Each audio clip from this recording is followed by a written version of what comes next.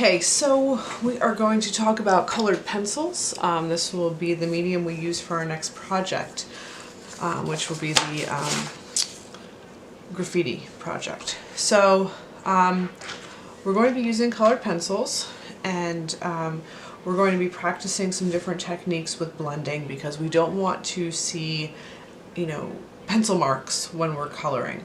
So the first thing that we are going to do is just try one layer of color, okay?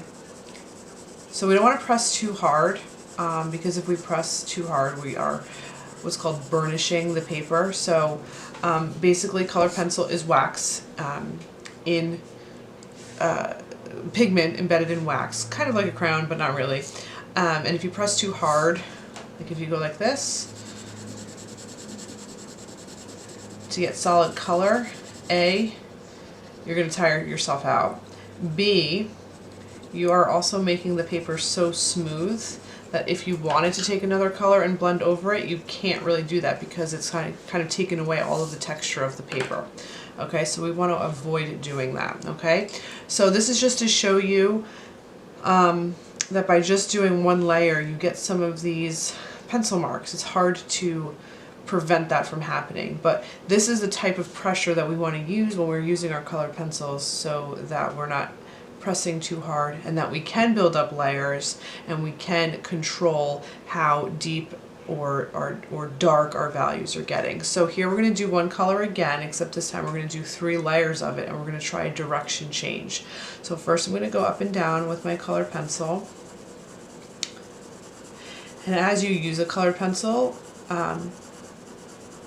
you can kind of flatten the point of it, which will actually increase the surface area of what's touching the paper. Okay, and now I'm going to go side to side, and I'm building up another layer of color. So this is a really good way to darken the color without burnishing it. And now I'm going to go diagonally across in my box, and you can see that the color is gradually getting darker, and using this technique I'm preventing the appearance of pencil marks. Okay, so we want to end up with sophisticated drawings, not something that looks like a little kid just kind of scribbled. Okay, this is not good. We don't want to do stuff like this. Okay, so then the third box is gradient with 3 or more layers where we're building gradually these layers to add value. Okay, so I'm going to go ahead and color in one direction first. And I want to go from light to dark or dark to light, whatever works for you. And now I'm going to go the other direction, but instead of going across the whole thing, I'm going to stop, I don't know, about 1/4 of the way over. So I'm just building layers of color. And I can go diagonally, and again stopping maybe halfway over, diagonally the other way. And I want to see how dark you guys can get where you see that gradient. So we've talked about value scales, we've talked about different techniques with cross-hatching and stippling and all of that. But here we want to create nice blends of different layers. So you can see I continue to move my pencil in different directions and gradually building up those layers. This is the best way to get control over your value and your color, which is really important when you start your finished graffiti piece. Now, we are doing this on just regular printer paper, right? If you wanted to, you could redraw these boxes and shapes into your sketchbook. The difference is your sketchbook paper has a better texture to it. Okay, it's called tooth. So certain drawing papers have more texture than others. So smooth printer paper obviously is going to have the least amount of texture. Okay, so when we do this on our final surface, which will be illustration board, it has a nice texture to it. So it will actually be easier to blend your colors. So you can see I have a nice gradient, and I don't know, as I'm sitting here rambling, talking, I don't know, 10 or so layers, right? And I'm focusing on blending those out and making sure I don't have the appearance of any pencil lines. I don't want to be able to look at your drawing and know that you colored all, you know, horizontally or all vertically or whatever you choose to do. You want to change direction so we're not seeing those marks. You can use, you know, scumbling techniques, cross-hatching in a sense where you're drawing so close together, coloring so close together that you don't see the marks. So there we have a nice little gradient going on. So here this is Tricolor. So we're going to pick 3 related colors of different values. So I have sort of this like medium blue. I'll pick a lighter blue pencil, and I have a darker blue in here. This is the first time I'm using this set, so it's like really pleasing to look at. What is this? Blue.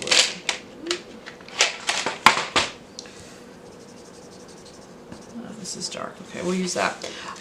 So one thing to note is the colored pencils usually have a number or a name on them. So you can see here, like this is called ice blue, this is cobalt blue, but this is 207 and this is 388. So I haven't actually used this brand of pencils before. I just ordered them this year. So far I like them. But the other colored pencils we have are the Prismacolors, which also have numbers associated with them. So the first thing I'm going to do is, so what I was going to say about the numbers is on your drawing, once you start, you can actually write down, this is, what did I say this one was? This is 207. Like you can write down the numbers so that you remember which one you used where. 388, and this one is about 258. So you can see how that works. So we're going to create a gradient again, but by using 3 different colors. So that's one of the things with colored pencils is we do have a variety of colors mixed in, and then we don't have to just use one color as we did here to create gradients or the illusion of depth. Okay, so I'm going to start with the lighter color, the lightest color I'm using out of this little family of blues. Okay, and then I'm going to take the medium color, and I'm going to go ahead and I'm going to color in another direction here. I'm going to go side to side, but I'm just going to come over like 2/3. Now because you're using a second and a third color, it's important to practice this technique so that you can ensure that you're blending the colors. You don't want to have like a harsh line. Okay. So this is going to go over 2/3 or so of the drawing, of this little square. Okay. So by picking colors that are related but that are varied is a good way to add interest to your piece as well. We want to have gradients, we want colors to be changing and doing interesting things, but sometimes we need to keep things, you know, related, matching, if you will.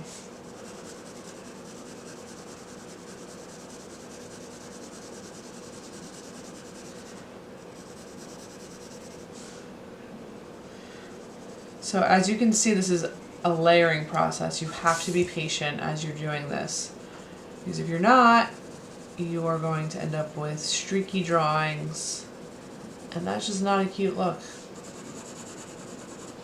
Okay, so now we have a gradient, but instead of using the same color across the whole gradient, we've used a light blue, medium blue, and a darker blue to achieve that gradient effect, keeping it though basically analogous because the colors are all related.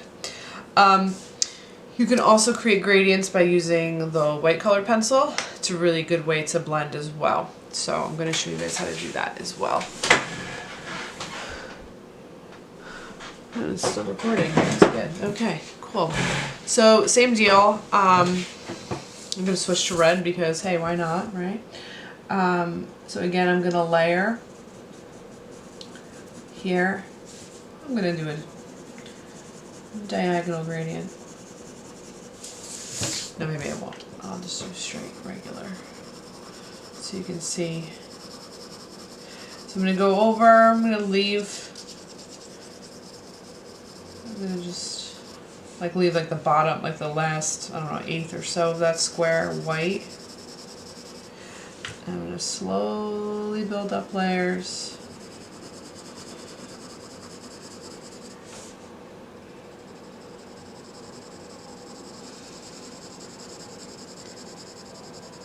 So you guys are probably, used to using Crayola colored pencils, which are good. But we have these Blick Studio colored pencils. We have the Prismacolor colored pencils, and they have a much higher pigment to wax ratio, so you're getting a better quality colored pencil. There's more pigment in there, so you're getting better colors, better coverage. The colors are brighter, faster, and it's just easier to get really vibrant, pretty drawings that way.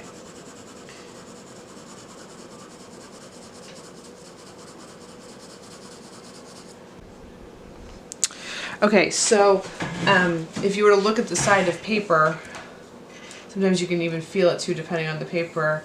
You have mountains and valleys. You have texture to the paper. This is called tooth, right? So as you're coloring with the colored pencil, the top of the mountain is getting the color, right? And then if you press really hard, you're squishing the texture of the paper and laying down a layer of wax, not allowing for more layers. So as I was saying, even if you want to get this really saturated and really dark on this side, you want to avoid pressing hard, especially in the beginning. You want to gradually build up those layers. You might need to do 10, 15, 20 layers. I keep going over in certain spots, but you're doing this lightly. Take your time. I promise you, it is so 100% worth it to take your time. Okay? So that looks pretty good. And I have a little bit of pigment over here on the right side of this box. And I'm going to show you what happens when you go in with a little bit of white. So when you're adding the white colored pencil in certain areas, you are burnishing, but you're doing this on purpose. So once you get to this point, switch to your white, and here you can add in your white, and that will help smooth out your red pencil there. So let's say because you colored lightly, it still kind of seems streaky because let's say maybe it was only one layer of red colored pencil. Make sure you guys can see that, yeah. So this will help blend it. Now this will also, as you can see, it kind of changes the color a little bit.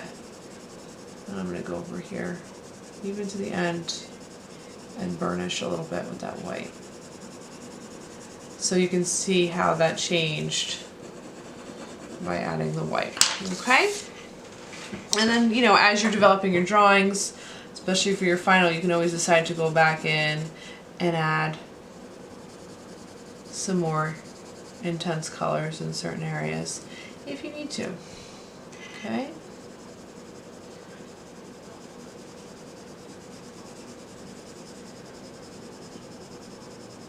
Okay.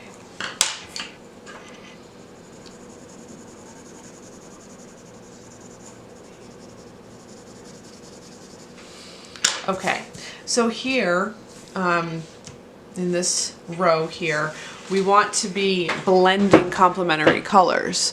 Now, it's important to be blending complementary colors because that is how you can get darker values, and it will come in handy when you're doing things like this where you want things to look three-dimensional, okay?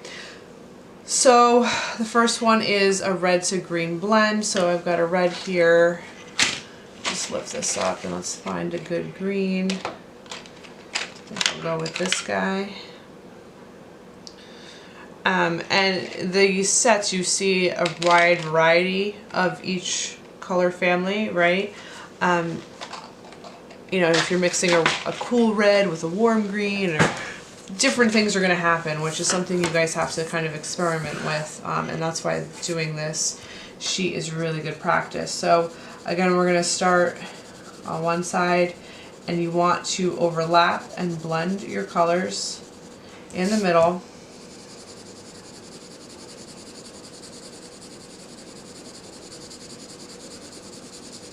So you can see, let me get rid of this. You can see that in the middle there, I have a really light layer of red, okay?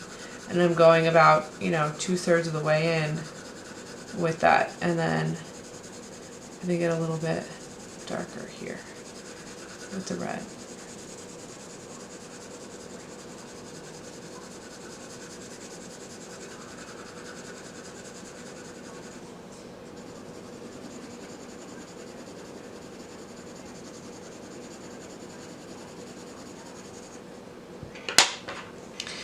And now I'll switch to the green.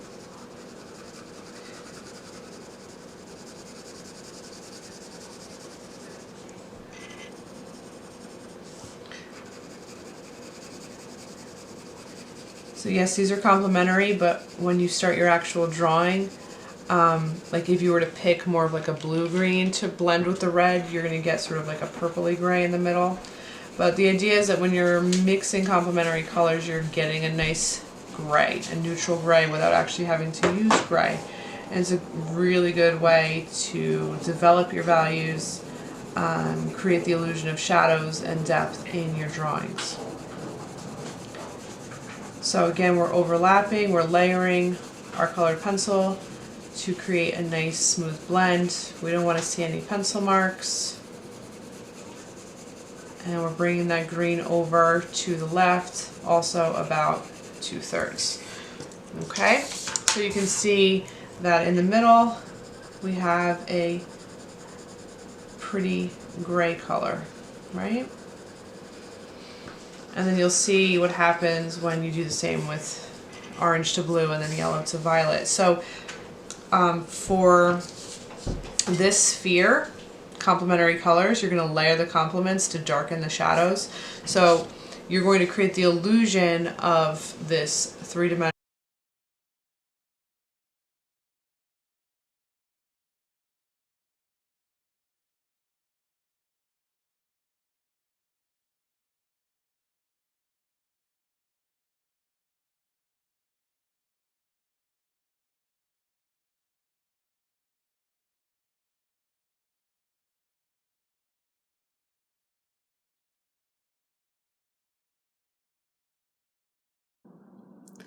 Okay, so you guys can see what the gradients look like when you're mixing complementary colors. On the second row there, or I guess I should say third row, we are going to create tints, tones, and shades. And as we went over color theory previously, we know that a tint is a color plus white, a tone is a color plus gray, and a shade is a color plus black. Okay, so I'm going to also do those in a time lapse, but it is very similar to what we did up here when we did the gradient with the white mixing in with the red. So you guys can pick any color you want, and you're going to go from dark, the darkest you can get with that particular color, and then blend it to white. And then we're going to create a tone by adding gray on this side, blending it in with the color just like we did up here. And then for the last one, you're going to do color plus black. So same deal, color, and then a little bit of black, and then blend it in, okay? then we'll talk about the rest of this. Okay?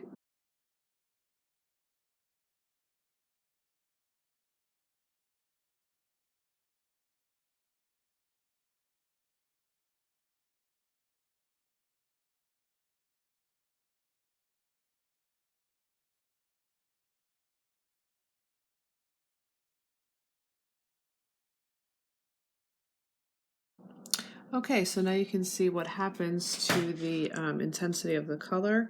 As you're adding white, you're getting lighter values, the tint of the color. As you're adding gray, it's neutralizing the color a little bit, right? So it's a little bit less intense of a color to the right side. And with black, you're creating a shade and making it darker. Okay, so one way to make a color darker is to by adding the complement. Another way is to add black or just a color that's slightly darker, as we saw with the 3 related blues, right? So that is the top half of this worksheet for you. So now I'm going to work on the spheres here. So I do apologize for the lack of a tripod right now, but my camera on the tripod died, so here I am using my phone. So here in the first sphere, we're going to use one color and just vary the pressure that we're using and build up layers to create the same values we see in this reference here of the black and white sphere, okay? So that's the goal. That's what we want it to look like, except we're doing these in color. So then in the second one, we're going to use analogous colors, so 3 related colors that are next to each other on the color wheel.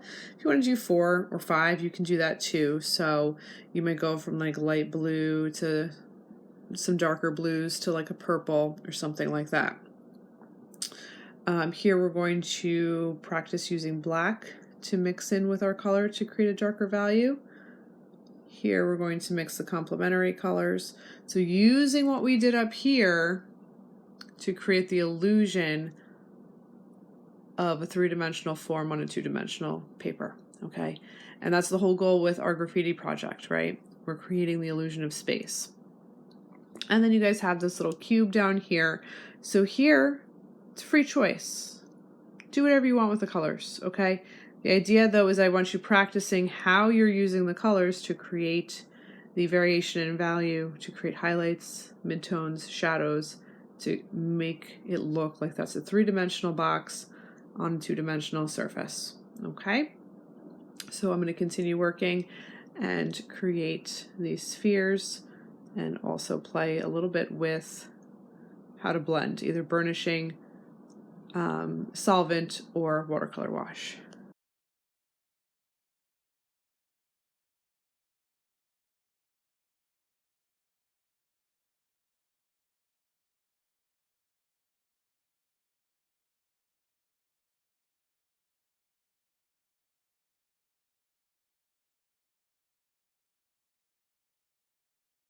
Okay, so in these spheres here, they were all done in purple, and you can see that they all look very different, but still show the same highlights and shadows as in the reference image over here.